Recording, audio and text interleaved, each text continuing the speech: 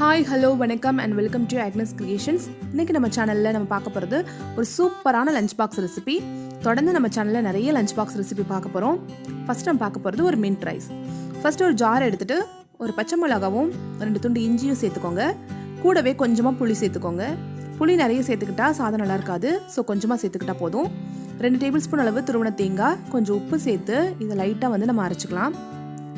So பேருக்கு அடிச்சுக்கிட்டா போகிறோம்.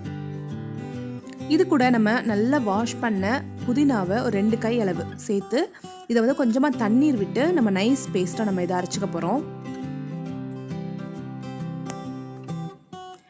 பார்த்தீங்கன்னா இந்த மாதிரி நைஸ் பேஸ்ட்டாக நம்ம இதை அரைச்சிக்கணும். இப்போ நம்ம சாதம் பண்ண ஆரம்பிக்கலாம். ஒரு கடாய் வச்சு அதில் வந்து 1 டேபிள் ஸ்பூன் அளவுக்கு நல்லெண்ணெய் விடணும். கொஞ்சம் கடுகும் கருவேப்பிலையும் போட்டு கூடவே கொஞ்சமாக பெருங்காயத்தூளும் சேர்த்து இதை நல்லா பொரிய விடணும்.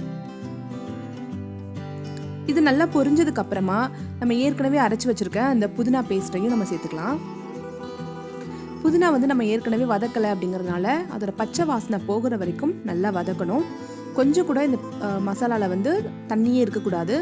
அப்படி தண்ணி இருந்தது அப்படின்னா நம்ம லஞ்ச் பாக்ஸ்க்காக செய்கிறோம். ஸோ லஞ்ச் டைமில் ரொம்ப தண்ணி விட்டுடும், சாதம் நல்லா இருக்காது. ஸோ அது நல்லா ட்ரை ஆகிற வரைக்கும் நம்ம இதை வதக்கிக்கலாம்.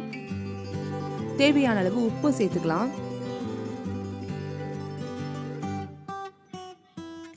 பாருங்க, நல்லா வதங்கிடுச்சு, ட்ரை ஆயிடுச்சு. இப்போ நம்ம ஏற்கனவே வேக வச்சு ஆற வச்சிருக்க சாதத்தை நம்ம சேர்த்துக்கணும். சூடான சாதம்னா குழஞ்சி போயிடும் மிக்ஸ் பண்ணும்போது. அதனால கொஞ்சம் ஆறுனதுக்கு அப்புறமா அதை சேர்த்து நல்லா மிக்ஸ் பண்ணிக்கலாம்.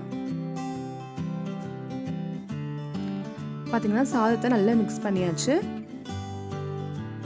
இந்த மின்ட் ரைஸ் வந்து ரொம்ப டேஸ்ட்டாக இருக்கும். இதை நான் கண்டிப்பாக ட்ரை பண்ணி பார்த்துட்டு எப்படி இருந்ததுன்னு சொல்லுங்கள். இப்போ இது கொஞ்சம் வாசனைக்காக ஒரு 1/2 டேபிள் ஸ்பூன் அளவுக்கு நெய் சேர்த்துருக்கேன். மிக்ஸ் பண்ணிட்டா நம்மளோட மின்ட் ரைஸ் வந்து ரெடி ஆகிடும். இந்த சாதத்தோட நம்ம ரொம்ப ஈஸியாக இருக்கணும் அப்படிங்கிறதுனால நான் வந்து பூண்டு அப்பளம் வந்து வறுத்து வச்சுருக்கேன். கூடவே வந்து பேபி ஆரஞ்சு வச்சுருக்கேன். குழந்தைங்கலேருந்து பெரியவங்க வரைக்கும் எல்லாருக்குமே இது வந்து ரொம்ப பிடிக்கும். ஒரு கம்ப்ளீட் மீலாகவும் இருக்கும். ஸோ உங்களுக்கும் பிடிச்சிருந்துன்னா லைக் பண்ணுங்கள், ஷேர் பண்ணுங்கள், கமெண்ட் பண்ணுங்கள்.